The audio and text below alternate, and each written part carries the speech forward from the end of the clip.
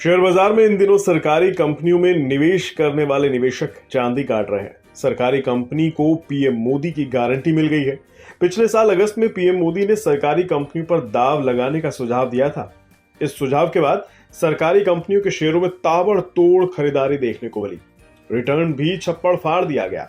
Budget सत्र के दौरान राज्यसभा में पीएम मोदी ने बताया क्यों सरकारी कंपनियों के प्रति निवेशकों का भरोसा बढ़ा है। अब प्रचार किया जा रहा है पीएसयू बंद हो गए। अब उनको तो याद भी नहीं होगा क्या है, बस किसी ने पकड़ा दिया, बोलो 2014 में देश में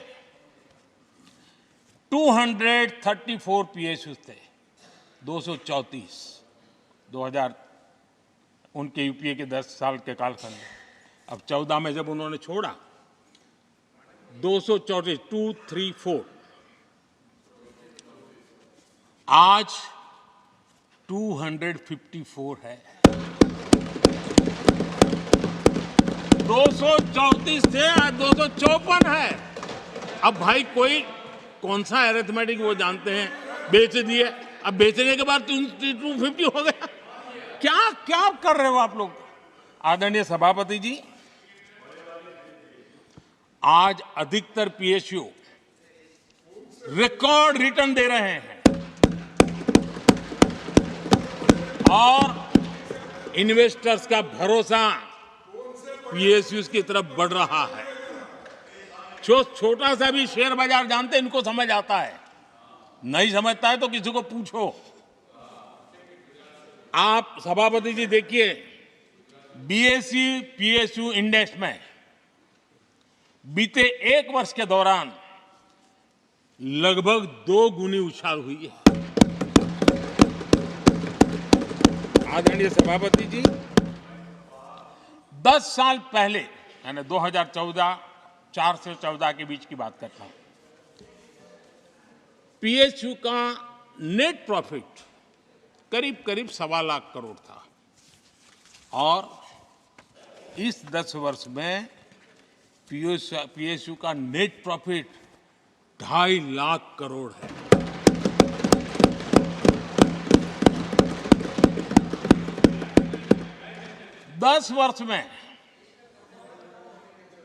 हमारे 10 वर्ष में पीएसयू की नेट वर्थ 9.5 लाख करोड़ से बढ़कर के 17 लाख करोड़ हो गई है।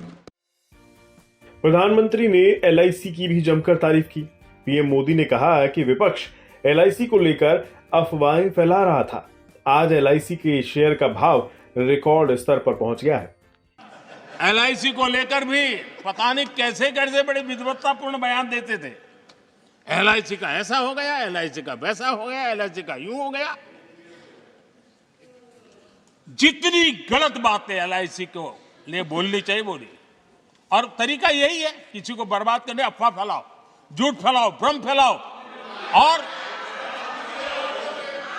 और टेक्निक भाई है, गांवों में किसी का बड़ा बंगलो हो, लेने का मन करता हो, लेकिन हाथ ना लगता हो तो फिर हवा फैला देते, ये भूतिया बंगला है, यहां जो जाता है ऐसी हवा फैला देते, कोई लेता नहीं, फिर कोई करके लपक लेते।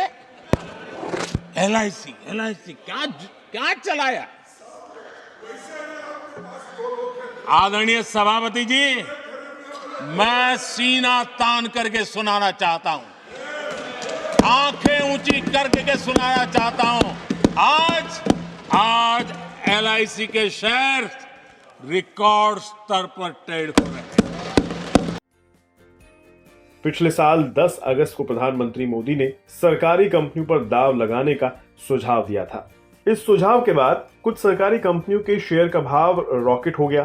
पीएम मोदी के भाषण के बाद से कम 22 सरकारी कंपनियों ने मल्टी बैगर रिटर्न दिया।